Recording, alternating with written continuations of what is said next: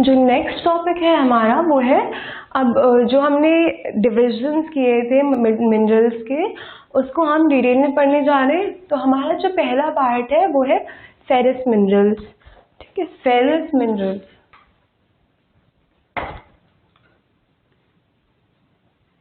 Ferrous minerals. अब ferrous minerals में ferrous minerals बहुत इम्पॉर्टेंट है, बिकॉज आज के टाइम पे जितने भी मेटलर्जिकल इंडस्ट्रीज हैं, या फिर जैसे रेलवे ट्रैक्स बनाना, या फिर रेलवेज का मैन्युफैक्चर करना, या फिर व्हीकल्स का, इंडस्ट्रीज का, मशीन्स का, इन सब में फेरस मिनरल्स का बहुत इम्पॉर्टेंट रोल है। इनकी वजह से ही ये सब पॉसिबल है। तो जो हम पहला पढ़ने जा रहे हैं वो है हमारा वो मिनरल है आयरन।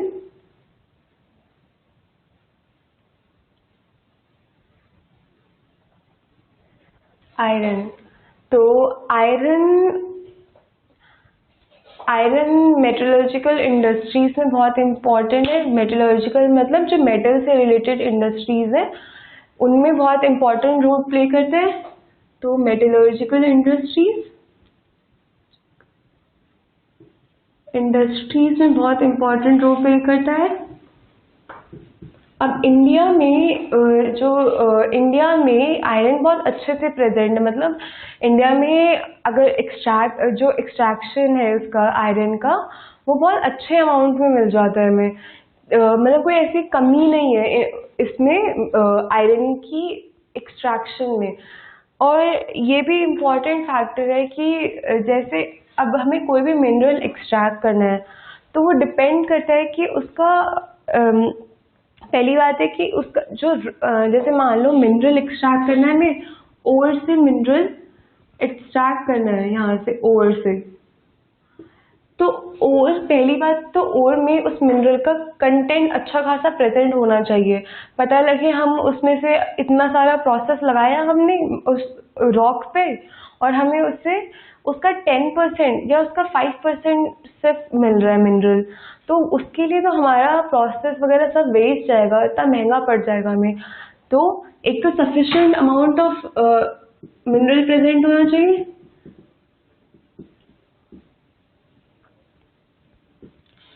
सफिशिएंट अमाउंट, चलो ठीक है, हमें पता है कि इसमें पता लग गया। अब अगर उसको निकालना ही उससे इतना मुश्किल होगा तो हम कैसे निकाल सकते हैं? तो ईज ऑफ अट्रैक्शन,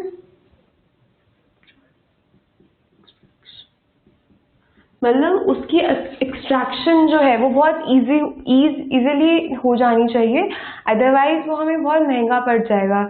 अब उसके बाद नियरनेस टू मार्केट,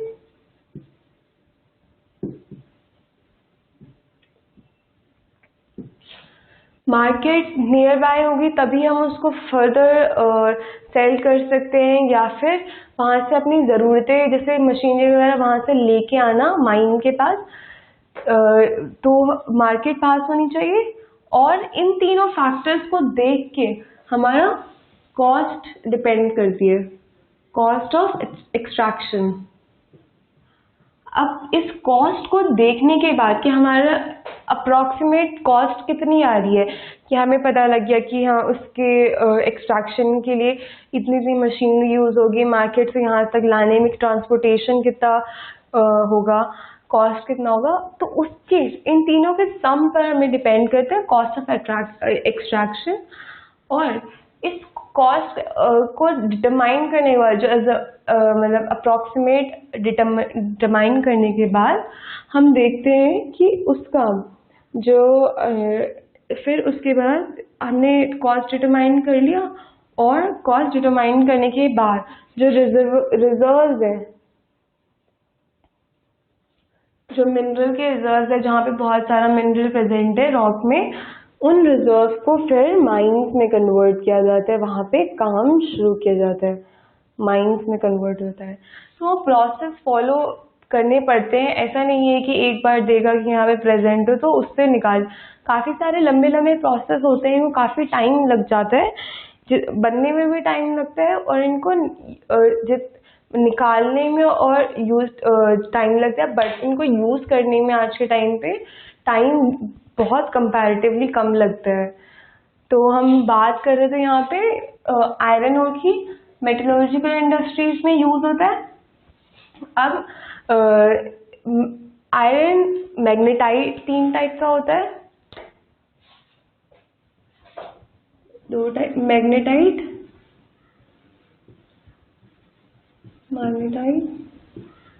मैग्नेटाइट में अच्छा खासा आयरन का कंटेंट प्रेजेंट होता है। जैसे इसमें 70% तक आयरन प्रेजेंट होता है, आयरन इसमें 70% तक आयरन होता है। जैसे रॉक है उसमें 70%, तो अगर 70% तक हमारा आयरन है, उसमें मिनरल है प्रेजेंट, तो हमें तो अच्छा ही है, हमारे लिए तो फायदा हो गया ना कि हमें वहां से अगर हमें मिनरल मिल रहा है तो ठीक है। मैग्नेटाइट है। दूसरा जो टाइप है वो हेमेटाइट।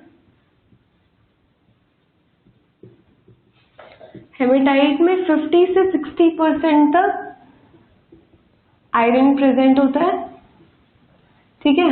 हेमेटाइट में 50 से 60 आयरन प्रेजेंट है, कंपैरेटिवली तो इससे कम है, बट ये कमर्शियली बहुत ज़्यादा यूज होता है, कमर्शियली बहुत ज़्यादा यूज होता है। अब जैसे एग्जाम्पल्स बता रहे थे कि मशीनरी बनाने में, डे टू डे लाइफ में, जैसे नाइफ वगैरह हो गए, या फिर हमारे लॉक, हमारी जैसे डोर, और काफ़ी सारे एग्जाम्पल्स हैं। अगर अपने आसपास भी देखेंगे तो काफ़ी सारे एग्जाम्पल्स इसमें मिल जाते हैं जिसमें iron day to day life में यूज़ होता है। एग्रीकल्चर पर्पस में भी जैसे जो उनके टूल्स बने होते हैं वो भी आयरन के बने होते हैं, और इंडस्ट्रीज में तो है ही मशीनरी का सबसे ज़्यादा इम्पोर्टेंट। तो ये हो गया 2 टाइप, मैग्नेटाइट और हेमेटाइट। अब ये हमें ये तो पता लगे ठीक है कैसे कि कितना कितना कंटेंट प्रेजेंट है, कितने कितने टाइप का है, बट ये कहाँ पे मिलता है, अब इंडिया में ये कहाँ कहाँ प्रेजेंट है, तो अब वो देखेंगे। अब इनके क्या होते हैं, रीजन्स होते हैं। ऐसा नहीं है कि सिर्फ एक पॉइंट पे मिलेगा, एक एरिया में मिलते हैं, और उस एरिया में फाइनली माइनिंग की जाती है उस एक्सट्रैक्शन के लिए। तो जो पहला है वो है उड़ीसा और झारखंड में।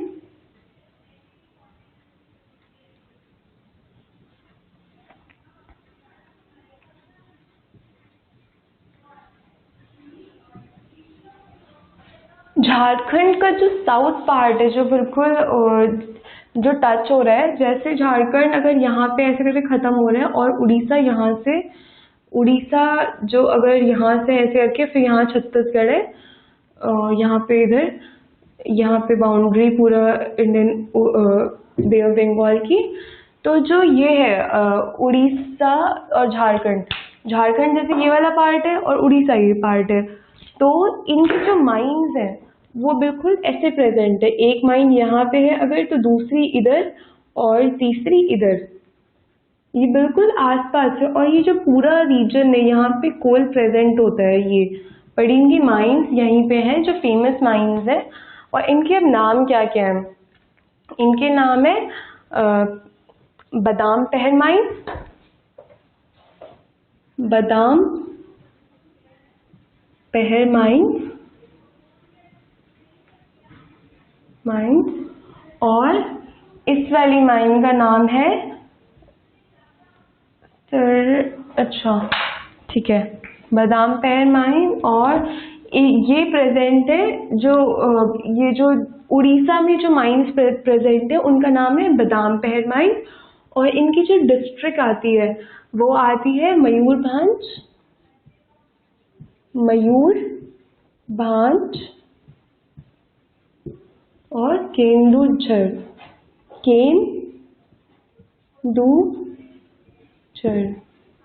केंदुझर। और ये तो हुई बात उड़ीसा की। अगर हम झारखंड की बात करें तो झारखंड में जो डिस्ट्रिक्ट है जहाँ पे हमें आयरन मिलता है वो है सिंहभूम।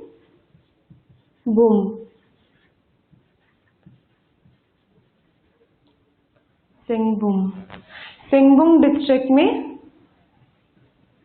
डिस्ट्रिक्ट में हम ये कोल माइंस प्रेजेंट है। नेक्स्ट अगर बढ़ते हैं, ये तो हुई उड़ीसा और झारखंड की बात। अब नेक्स्ट हमने बढ़े तो जहाँ पे एमपी के मतलब जहाँ पे महाराष्ट्र का बिल्कुल जो वेस्टर्न पार्ट है, नॉर्थ ईस्ट वेस्टर्न पार्ट है महाराष्ट्र का, और जो छत्तीसगढ़ का जो सदर्न पार्ट है, जैसे यहाँ पे मध्य प्रदेश एंड हो रहा है, यहाँ से ये महाराष्ट्र, और इधर लेंथ वाइज ये जो छत्तीसगढ़ है। तो यहाँ पे ये जो पोर्शन है, यहाँ पे काफ़ी सारी माइंस प्रेजेंट है। ये महाराष्ट्र एक्सटेंड होते हुए आ रहा है, यहाँ पे छत्तीसगढ़ है, यहाँ पे फर्दर उड़ीसा है, और यहाँ पे माइंस काफ़ी प्रेजेंट है। और यहाँ पे कौन कौन सी माइन प्रेजेंट है? प्रेजेंट है यहाँ पे दुर्ग, बस्तर, ये डिस्ट्रिक्ट्स हैं, दुर्ग, बस्तर,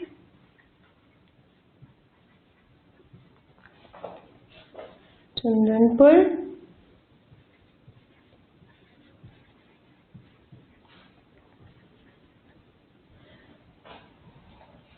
दुर्ग, बस्तर और चंद्रपुर, ये डिस्ट्रिक्ट्स जो कहाँ के डिस्ट्रिक्ट्स हैं? ये महाराष्ट्र और छत्तीसगढ़ की डिस्ट्रिक्ट्स हैं, छत्तीसगढ़ के डिस्ट्रिक्ट्स हैं। इन डिस्ट्रिक्ट्स में आयरन बहुत ज़्यादा मिलता है, और आयरन का भी कौन सा आयरन मिलता है यहाँ पे? हेमेटाइट आयरन बहुत ज़्यादा मिलता है, हेमेटाइट आयरन, ठीक है, हेमेटाइट मिलता है यहाँ पे। और जो इन माइंस का नाम है, उसमें जो माइन है उसको बोलते हैं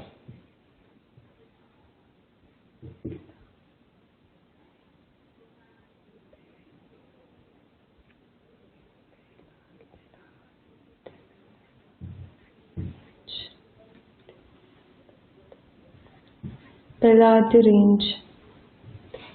ओके, बेलाद रेंज। बेलाद रेंज इसलिए बोला जाता है, बेलाद का मतलब, बैल का मतलब क्या होता है? बैल का मतलब होता है ऑक्स। और जो ये रेंज, जो यहाँ जहाँ पे मिलती हैं, जो ये और जहाँ पे ये रॉक्स मिलते हैं, जो माइंस है, उनकी जो शक्ल है, जो दिखने में वो ऑक्स के जैसे दिखती हैं, तो इसलिए उनका नाम है बेलादर रेंज, बेलादर रेंज, ठीक है। थर्ड हमारा कर्नाटका। कर्नाटका में बहुत ज़्यादा प्रेजेंट होता है, कर्नाटका में भी साउथ कर्नाटका में या फिर मिडिल में कर्नाटका में भी बहुत ज़्यादा आयरन प्रेजेंट होता है। बेलेरी, चित्रदुर्गा,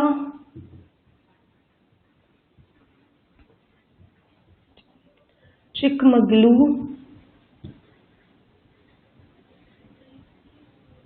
और तुमकुर, ये सारी डिस्ट्रिक्ट ऐसी हैं। कर्नाटका की ये डिस्ट्रिक्ट बेलेरी, चित्रदुर्गा, चिमकुर और तुमकुर, ये डिस्ट्रिक्ट ऐसी हैं जहाँ पे आयरन का आयरन ओर है वो बहुत ज़्यादा अमाउंट में मिलता है। और जो इसकी वन ऑफ द इम्पॉर्टेंट जो माइन है, वो उसका नाम है कुद्रेमुख। कुद्रेमुख नाम। अब कुद्रे का मतलब क्या होता है? कुद्रे का मतलब होता है हॉर्स, ठीक है, और मुख का मतलब होता है मुंह। तो जो ये माइंस है, इनकी शक्ल क्या हॉर्स की शक्ल की जैसे दिखती है, इसलिए इसका नाम कुद्रेमुख है। और ये one of the largest mine है, one of the largest mine.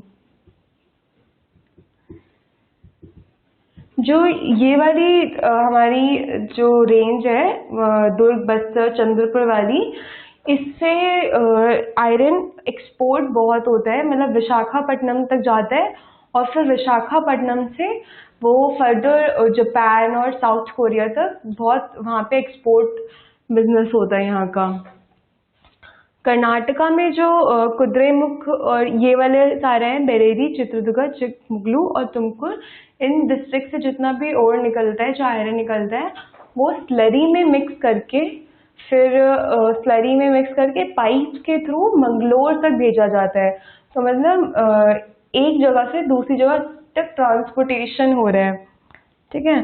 तो हमारा जो फोर्थ होता है वो है गोवा मुंबई।